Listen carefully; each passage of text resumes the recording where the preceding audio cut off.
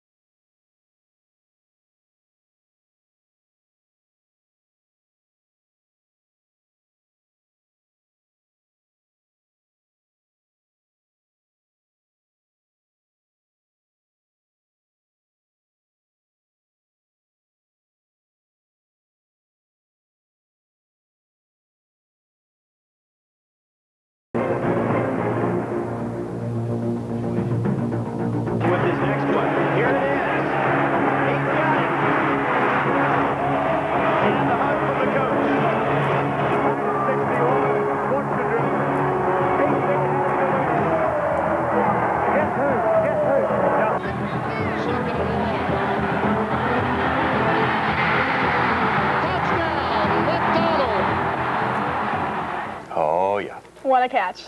He made a few great catches That was tonight, great. too. I know, all right, Natalie, thanks a lot. No problem. Good job tonight. Thank you. On. Happy New Year. Oh, Happy New Year to you. Thank you. A hot air balloon adventure is giving it another go for the new year. Will he make it around the world this time? The start of Steve Fawcett's next journey after this.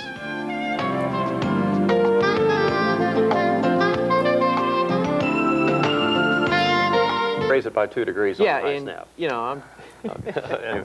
Well, Natalie, we have more action tomorrow afternoon on the Cotton Bowl coming up, and the biggie is the Orange Bowl. That's Friday night. Yeah, and I think Tennessee. I think Tennessee's going to get Tennessee Nebraska. over Nebraska. I really do. Don't tell the Husker fans, all right? We'll see how that's Friday night right here on CBS 13.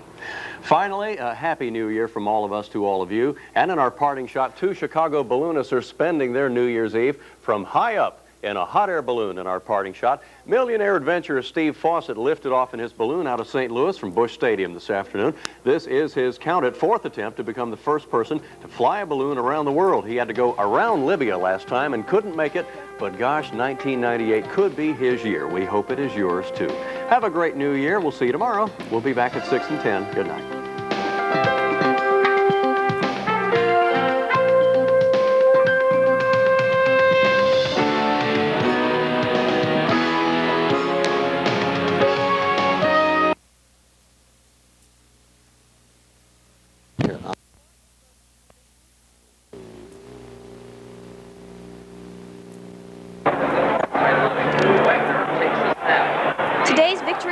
Iowa State was an important one for KU.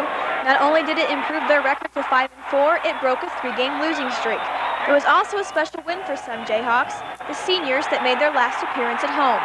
It felt real well, I didn't get to play it last week, and it was a little down for our team, but I came out this week, helped them win this game, and it feels real good. Today's game marked the last time the KU seniors will play in front of a Memorial Stadium crowd.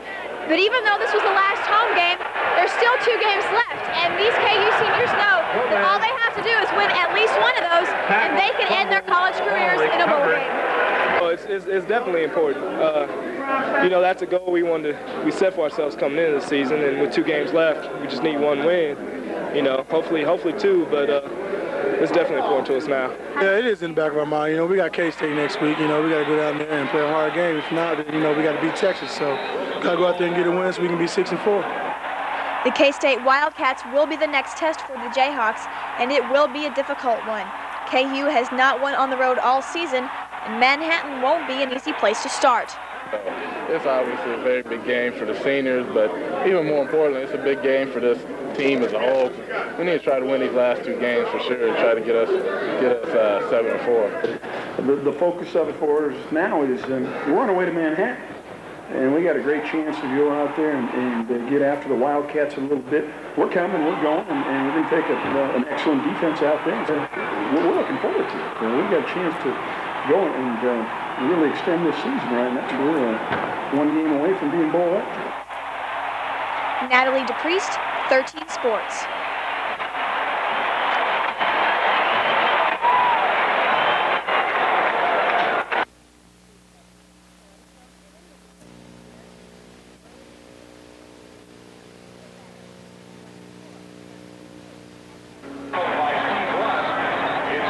Usually, Chiefs head coach Marty Schottenheimer says that his team approaches each game the same, but not today, not against Denver. This one was different. The Chiefs knew they were going up against the AFC's best team, and they had to find a way to keep up with the Broncos. We just felt like we had to do some things in the running game, even if we didn't make a lot of yards, to just, pound at it and try to play tough physical football, and we did that. Tough physical football is what the Chiefs played all afternoon in every facet of the game. Offensively, Marcus Allen scored 2 rushing touchdowns, one from 6 yards out, the other was a 1-yard run. On special teams, Tamarick Vanover provided excellent field position all afternoon, even running back 1 kick for 77 yards. And on defense, the Chiefs allowed Denver to get into the end zone only 1 time. But even with all these things working together, the game came down to one final play, a 54-yard field goal attempt by Pete Stoyanovich. Certainly, under these circumstances, we felt we had to get closer, but at that point in time, we had no choice but to try the field goal. And I knew when I hit it, I had to drive it a little bit, obviously because of the conditions and just to get the ball to carry. I knew I hit it very, very well, but I did not know if I had enough on it. In that situation, you just don't know. The ball could have, it could have hit the crossbar. And I knew I hit it extremely well. And like I said, it was probably the best kick of my career. With this last-second conquering of Elway and the Broncos, the Chiefs now find themselves only 1 game behind Denver in the AFC West standings, which means the Chiefs' dream of a division title is still alive. From Kansas City, I'm Natalie DePriest, 13 Sports.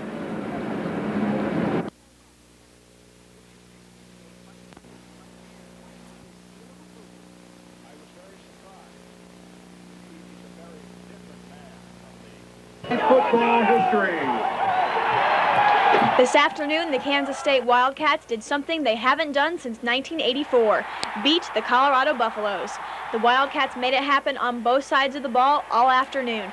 Offensively, quarterback Michael Bishop completed 7 passes for 156 yards, including a 32-yard touchdown pass to tight end Justin Swift. I think they both hit me, and then somehow I just bounced off of them and then made a move on the safety and got in and scored. Despite the tremendous offensive output this afternoon by the Wildcats, the stars of the game were the K-State defense. It forced turnover after turnover, including a Colorado fumble at the 8-yard line. This was the 4th straight game when the K-State defense has forced a turnover inside the opponent red zone. Even when they get it close to the goal line, we're not the type of people that are going to quit and give up. Some teams might just say, well, they're on the 1-2 yard line, let's just let them score, get out the field. But, that's still 1-2 yards, sometimes a long ways to go, We don't like giving up yardage. We don't like giving up, 1 or 2 yards. So, just because they're at the 2-yard line doesn't mean they have to get in the end zone. You can't turn the ball over. We talked all week long about not turning the ball over, and yet we fumble the ball on the 1-yard line going in because of an errant exchange. We mishandle a kickoff, and then we get a ball batted at the line of scrimmage, which results in an interception. So all 3 of those plays turned out to be huge. Those huge plays gave K-State the momentum they needed to get ahead early and then to stay ahead and finally beat a team that has gotten the better of them the last 13 years. I think it's a monkey off our back, to be truthful. They've been struggling all year, but a victory over Colorado is pretty big for this team. We believed in ourselves in order to go out there to win and beat Colorado. We never had any doubts that we wasn't going to win that game, because once you have doubts, it sometimes fails. From Manhattan, I'm Natalie DePriest, 13 Sports.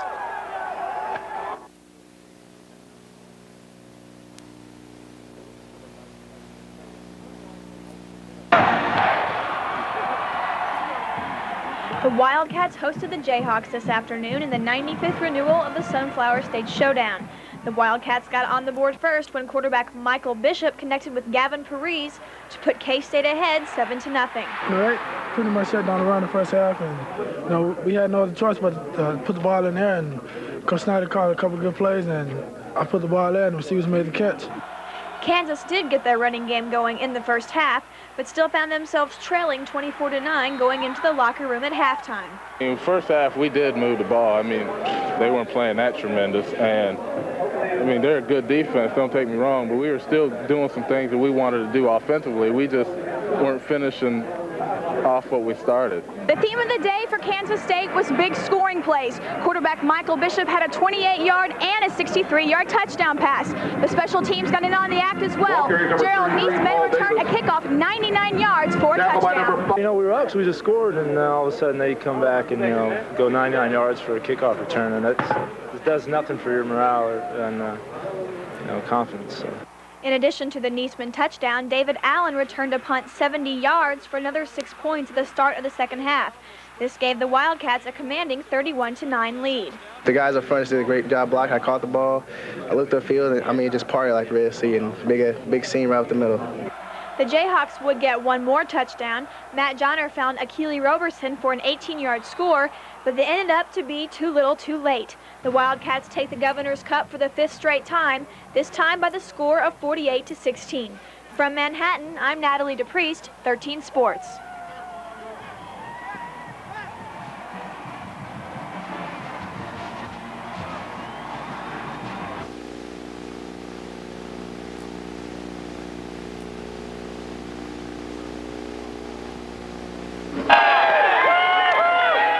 Game is something every NFL team would like to play, but it very rarely happens. However, today when the Kansas City Chiefs took on the 11-1 San Francisco 49ers, it was as close to perfect as it could get for Kansas City. 6 touchdowns, 2 interceptions, and 1 blocked punt, all added up to a big day. I've been through a lot of games and a lot of perfect games, but I think this by far, beats all of them. God shined on our team today. We were truly on one accord, all cylinders. Defense did well, special teams did well, and we only had 1 turnover today. And when you do that, you're going to have success.